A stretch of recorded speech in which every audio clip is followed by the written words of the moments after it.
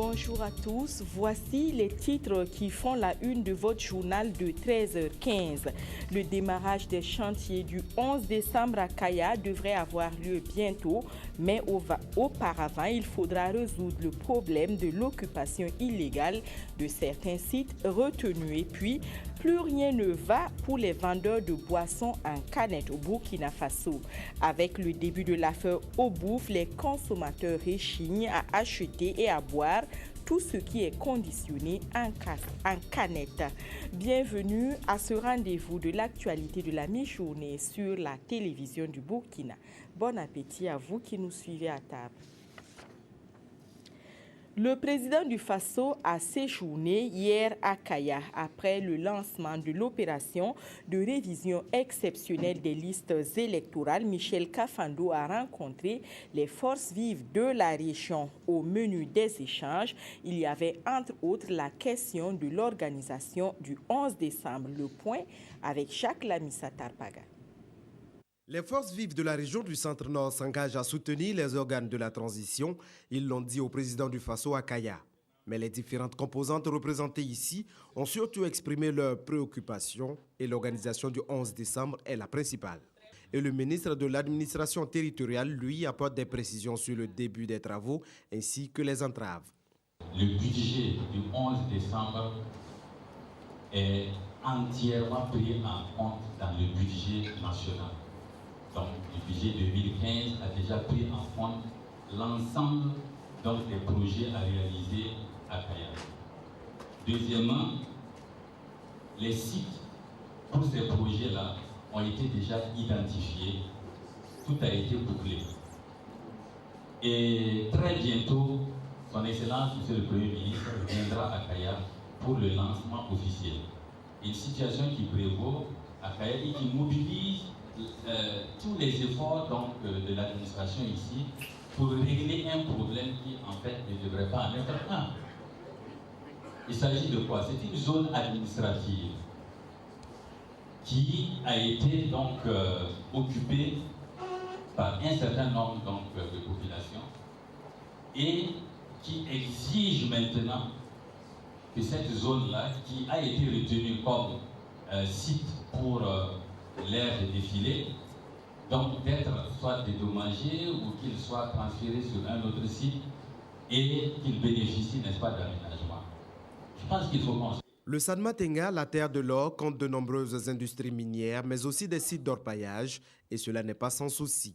Et ça aussi, ça nous peine de voir que nous sommes un pays producteur d'or, que les sociétés qui viennent cherchent simplement le profit et qu'en fin de compte, c'est comme si on délaissait les habitants de la région d'où on vient tirer des ressources.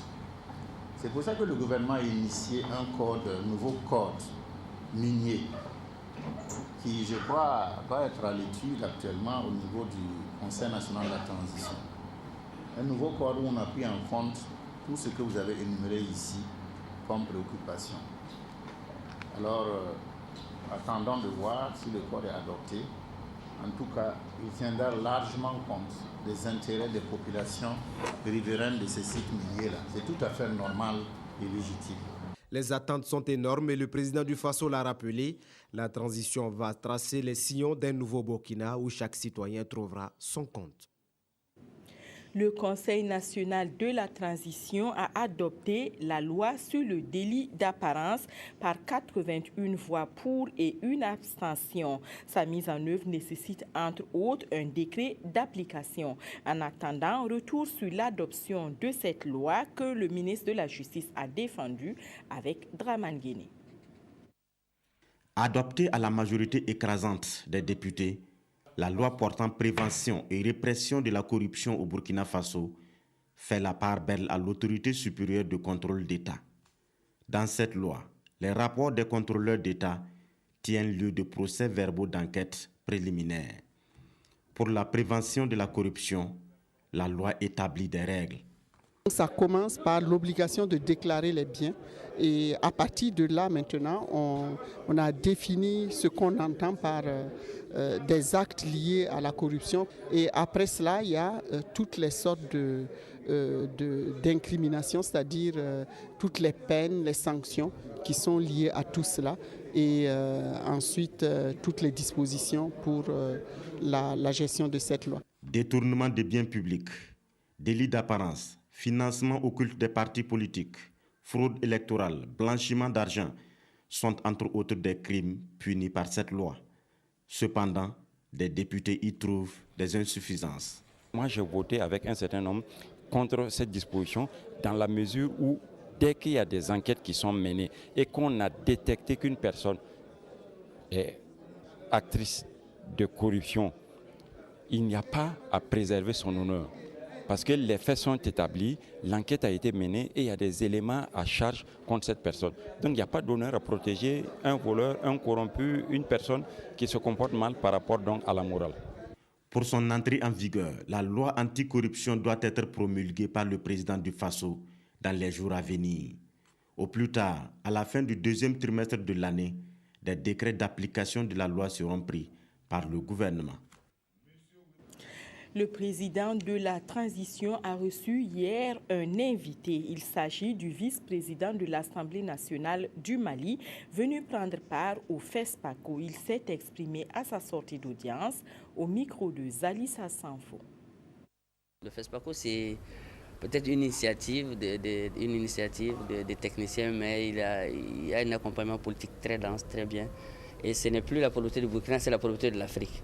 C'est la pauvreté de l'Afrique et nous allons tous demander comment ça se passe avec le football, que le Burkina nous associe et associe tout le monde pour que ce soit vraiment un événement encore plus grand. C'est mondial déjà et pour que nous soyons tous acteurs de la chose. Ebola n'a donc pas eu raison du 24e FESPACO. C'est une victoire que l'on a célébrée à Ouagadougou par un cross. Ce cross dénommé Clap de fin Ebola. Les organisateurs, par ce cross-là, lancent un appel aux cinéastes et aux professionnels du domaine. Ils doivent continuer à utiliser leurs caméras pour lutter contre des fléaux comme Ebola. Retour sur ce cross qui a eu lieu sur l'avenue Kwame Nkrumah de Ouagadougou avec Kalfa Ouattara et Modeste Ouedraogo. Interpeller les festivaliers, les inviter à rester en état d'éveil pour botter en touche la maladie à virus Ebola, c'est tout le sens donné à ce cross populaire dénommé Clap de fin Ebola. Il a regroupé pour l'occasion décideurs, acteurs du cinéma et amoureux du 7e art. Le circuit, lui, est court, mais l'essentiel, c'est l'esprit de ce cross et l'on peut se satisfaire que le FESPACO ait lieu, car Ebola a eu raison de bien d'autres événements. Cette maladie a suffisamment traumatisé nos pays, et particulièrement le FESPACO et notre pays. Et je crois qu'il était bon, et c'est une très bonne initiative qu'on ait pris cette matinée pour manifester contre l'Ebola. Les gens ont adhéré, et je crois que cette rue qu'on a parcourue va tout au long de la semaine vivre au rythme du FESPACO. Au-delà des messages de sensibilisation et des actions menées pour lutter contre cette maladie, il faut avoir des comportements responsables. Le message que j'ai entendu est très fort. Il dit une seule chose, que pour lutter contre Ebola, chacun doit s'engager. Et il dit des choses simples. Il faut travailler à ce que l'hygiène soit une priorité pour chaque individu et pour chaque groupe d'individus. C'est ça qui est fondamental. Au-delà des médicaments, c'est d'abord l'hygiène. L'hygiène corporelle, l'hygiène autour de nous, notre environnement, nos maisons, nos rues. C'est ça le message le plus fort. L'acteur du cinéma, tout comme le réalisateur, devra alors aider dans la lutte à travers sa création. L'artiste, c'est celui qui crée. L'artiste, c'est celui qui fait vivre. L'artiste, c'est celui qui porte un vrai message. Donc moi, je pense que c'est une opportunité de marquer vraiment une empreinte assez forte, justement, contre les maux, contre les fléaux. Pour l'heure, le ministère de la Santé veille au grain et des mesures sont prises pour un FESPACO sans Ebola. Notre pays a pris les dispositions sanitaires, pour que nous puissions effectivement éviter vraiment l'introduction de cette maladie ici au Burkina Faso. Vous avez dû le constater, le ministère de la Santé est très présent et j'en profite pour le remercier. Et partout là où il y a un regroupement, ils sont là avec leur gel, ils sont prêts à nous soutenir et à nous accompagner. Donc il n'y a pas d'inquiétude de notre point de vue. Tout ira bien et pour que les gens soient vraiment à l'aise durant tout leur séjour ici au Burkina Faso et à Ouagadougou particulièrement. Chaque festivalier est cependant tenu de par son comportement à aider à mettre fin à cette maladie traumatisante qui a fait assez de victimes. Restons sur l'avenue Kwame Nkrumah où les festivaliers ont un autre lieu de rencontre. La maison TV5 qui, comme vous le voyez, qui était fermée depuis plusieurs mois. Cette maison TV5 a rouvert ses portes grâce à un appui de la coopération suisse. Et comme vous le voyez, cet espace de rencontre et de convivialité dispose à nouveau d'un poste téléviseur et de quoi s'asseoir pour discuter autour des programmes télé. Et avec la psychose liée à l'affaire Obouf, nul doute que l'on ne servira pas des boissons en canette à l'espace TV5. À Bobo-Dioulasso, en tout cas, très peu de gens acceptent d'en consommer. La conséquence, c'est que les commerçants ont sur les bras des stocks de produits en canette. Les dommages collatéraux de cette affaire sont nombreux. Amadou Lougui. Les boissons en canette très pratiques font partie du quotidien des consommateurs, dans les cybercafés, au maquis ou entre les mains des vendeurs ambulants. Mais depuis le déclenchement de l'affaire Obouf au Burkina Faso, ils sont nombreux les Bobolais à se méfier de ces boissons, comme ce chef de famille. Avant on buvait, mais depuis le stock de Obouf là, ça nous a fait peur. À cause de ça, nous on a arrêté même de boire les canettes. Elles sont sans doute plusieurs familles à Bobo-Dioulasso à dire non aux canettes et les commerçants paient en ce moment le plus lourd tribut. Chez ces vendeurs grossistes, les magasins sont remplis de boissons faute de preneurs. Avant on vendait beaucoup, mais aujourd'hui là, ça vaut plus d'une semaine, ça sort même pas. Les gens ne demandent même plus. Bon, après le scandale Obouf, notre marché a ralenti beaucoup. Avant, ça sortait un peu, mais actuellement, ça ralentit. Un peu plus loin, ici dans ce café de la place, l'affaire Obouf a complètement changé le choix des clients en matière de boissons. Dans ces 2 jours, les gens ont entendu parler à la télé que Obouf est en train de vendre des boissons périmées aux gens. Depuis lors, les gens ont arrêté carrément de boire les boissons en canette. Autre lieu, même constat. L'inquiétude gagne aussi les importateurs de boissons, comme ici, chez Daouda Samaki. Comme vous le voyez, le magasin il est plein. D'habitude, en cette période, déjà les stocks partaient, quoi. Bon, mais on pense que les gens pourront quand même se ressaisir pour voir que tous les produits ne sont pas forcément Obouf, quoi. Malgré cette crise des canettes, il y a quand même des consommateurs qui ne sont pas prêts à changer les anciennes habitudes. Bon, on n'a pas payé les canettes depuis l'affaire d'Obouf parce que notre canette là, avec Obouf là, c'est pas la même chose. Ce que nous bouvions là, ça vient de Turquie. Quand moi je prends une canette, je regarde la date de péremption surtout avant de boire. Dès que je peux permettre, moi je consomme. Surtout les boissons énergisantes. Au-delà de son contenu, ce petit métal est recyclable.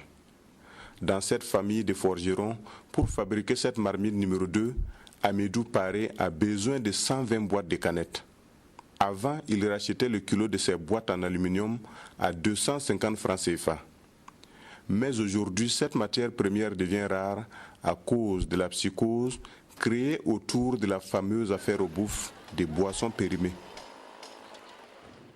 Parlons de politique à présent. Le président de l'ADF-RDA continue sa tournée de réconciliation dans toutes les régions du Burkina. Hier 3 mars, Maître Gilbert Noël Ouedraogo était à Bobo-Dioulasso où il a rencontré les autorités coutumières et religieuses. Le point avec Kadouro Menki. La caravane de la paix et de la cohésion sociale initiée par l'ADF-RDA poursuit son petit bonhomme de chemin. Comme partout ailleurs, ici également dans la ville de Sia, Gilbert Ouedraogo et son staff ont rencontré tour à tour les différentes communautés religieuses et coutumières. Le thème qui revient comme un leitmotiv dans les différents discours, c'est le pardon et la réconciliation des cœurs. J'ai entamé une tournée au niveau national pour obtenir le pardon de toutes les filles et de tous les fils du Burkina. Il est vrai que nous avons vécu des moments difficiles, mais nous devons tous mettre cela sur le compte du passé. Un passé douloureux, certes, qui aura permis au parti de l'éléphant de tirer humblement les leçons nécessaires. Le rôle que nous avons joué donc, et des choix que nous avons effectués de par le passé, nous estimons qu'il est important en tant que formation politique que nous allions vers les uns et les autres, en acceptant chacun l'un l'autre. C'est l'occasion pour moi de revenir sur certaines questions qui ont été développées en son temps, sur une phrase que j'ai eu à utiliser personnellement, qui revient de manière cyclique, c'est de dire l'ADF-RDA n'a pas de leçon à recevoir de personne. Ce que j'aimerais dire par rapport à cela, c'est d'abord de préciser que cette phrase a été utilisée dans un contexte bien précis, un contexte politique. Et si on la sort de son contexte, elle perd de tout son sens et elle donne une autre impression d'arrogance. À partir du moment où nous allons vers les gens pour demander conseil, demander avis, ça veut dire que nous avons tiré toutes les leçons et que nous savons que nous avons naturellement besoin des conseils des uns et des autres. La démarche, en tout cas, a eu bon écho dans les hauts-bassins. À l'occasion, Gilbert Ouedraogo a invité les militants et sympathisants de l'ADF-RDA de la région à être des vecteurs de la paix. Une délégation du Congrès pour la démocratie et le progrès était le week-end dernier à Tinkodogo. Dans le chef-lieu de la province du Boulgou, la mission de la structure dirigeante du CDP a tenu un message. Il faut rester mobilisé pour réussir la participation du parti aux prochaines élections. Daniel Kambou. Cette première rencontre statutaire du Congrès pour la démocratie et le progrès dans le centre-est est la première après l'insurrection populaire des 30 et 31 octobre dernier. Une mobilisation dont l'objectif, selon les organisateurs, est de remettre en ordre de bataille leurs troupes. Tous ces militants, nous leur demandons plus d'engagement, plus de mobilisation et de faire confiance en leur parti, auquel bien sûr ils ont toujours cru. Et nous leur demandons de se mobiliser, de porter le message que nous allons bien sûr leur donner à travers bien sûr tous les villages, tous les secteurs de la province bien sûr du Boulgou, afin que ceux qui n'ont pas pu faire le déplacement puissent bien sûr savoir et puissent s'engager davantage au niveau bien sûr de notre parti. C'est donc chose faite au regard du nombre et de la qualité du public, reconnaissent-ils, avant d'inviter leurs militants de Boulgou à se tenir prêts pour les échéances futures. Notre parti attend bien sûr le Congrès pour prendre toutes ces décisions. Ce que nous leur demandons, c'est bien sûr de rester toujours au sein du CDP, c'est bien sûr d'aller se faire inscrire massivement lors de la réouverture bien sûr des listes électorales et d'attendre les mots d'ordre du parti pour bien sûr prendre à bras le corps ce que nous aurons à leur dire. En ce qui concerne le Boulgou, le Congrès pour la démocratie et le progrès n'a pas connu de défection. Parmi ses membres, affirment les premiers responsables de ce parti qui ont saisi l'occasion pour donner leurs dernières informations à leur structure de base. À la question de savoir qui sera le candidat du CDP à la prochaine élection présidentielle, les responsables de ce parti disent attendre le prochain congrès. Cap à présent sur Dori, où le ministre de la Communication s'est rendu hier. Frédéric Nikiema a visité les locaux de la RTB de Sahel. À l'occasion, il a pu toucher du doigt les réalités de ce service. Le ministre a félicité et encouragé les agents pour le travail abattu. Bernard Diasso.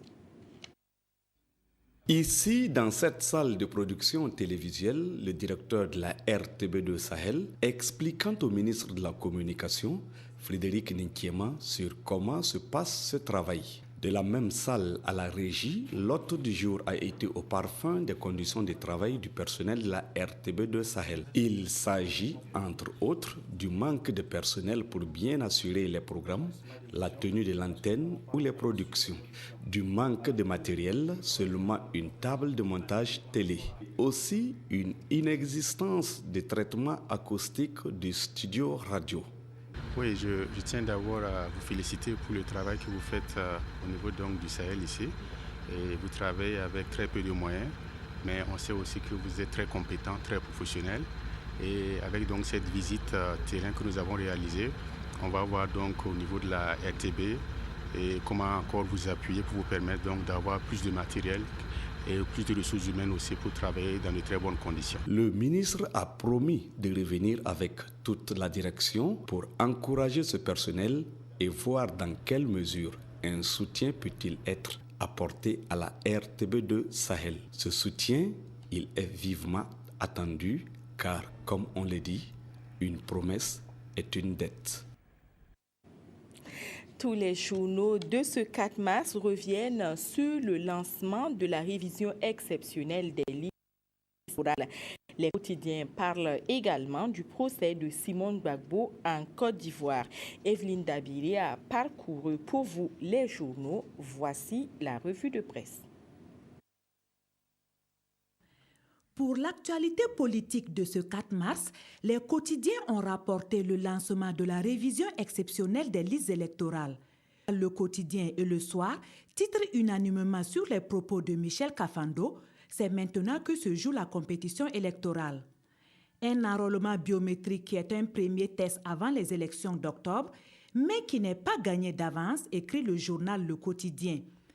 Ce journal égrène une liste de couacs qui, de par le passé, ont émaillé de telles opérations avec des erreurs sur les cartes, des pannes des groupes électrogènes et de kits d'enrôlement. Mon confrère rappelle alors ce qui est demandé à la CENI, c'est de bien faire son travail et de préciser la somme mise à la disposition de la CENI à cet effet, soit plus de 7 milliards de francs CFA pour une pêche de plus de 3 millions d'électeurs, souligne Sidoya. Le pays reprend à travers les propos du président du Faso l'importance de cette opération pour les citoyens. C'est en votant qu'on évite de se faire imposer des dirigeants irresponsables. À ce propos, Notre Temps lance un appel. Insurgés des 30 et 31 octobre, rendez-vous groupés dans les urnes. Aujourd'hui, au Faso énumère les conditions pour ceux qui peuvent prendre part à la présente révision exceptionnelle. Mais le chronogramme de passage des équipes dans les différentes régions à découvrir dans le journal Le Pays. Autre point de l'actualité, les différents quotidiens informent d'une nouvelle réduction du prix du carburant, une baisse de seulement 25 francs, souligne Notre Temps, et le prix à la pompe doit être constaté aujourd'hui selon l'observateur Palga. Et pour l'actualité cinématographique, le programme des films à voir ce jour figure dans le journal Le Pays. En page internationale, vos journaux analysent les réquisitions des avocats généraux au procès de Simone Gbagbo. Si le pays présente ce procès comme le grand dilemme d'Ado, aujourd'hui au Faso se penche sur l'attitude de la justice qui a beaucoup louvoyé et pour preuve, poursuit ce journal, il était au début question de l'accuser de l'atteinte à la sûreté de l'État, mais à la fin, cette accusation a été abandonnée pour la poursuite pour participation à un mouvement insurrectionnel. Alors, à quelle sauce les vaincus de la guerre civile post-électorale seront-ils mangés, s'interroge l'observateur Palga. Et dans la même veine, aujourd'hui au Faso questionne, in fine, va-t-on sacrifier la justice sur l'autel de la réconciliation? C'est tout pour cette mi-journée. Merci de nous avoir suivis. Bon après-midi à toutes et à tous. Je vous retrouve demain.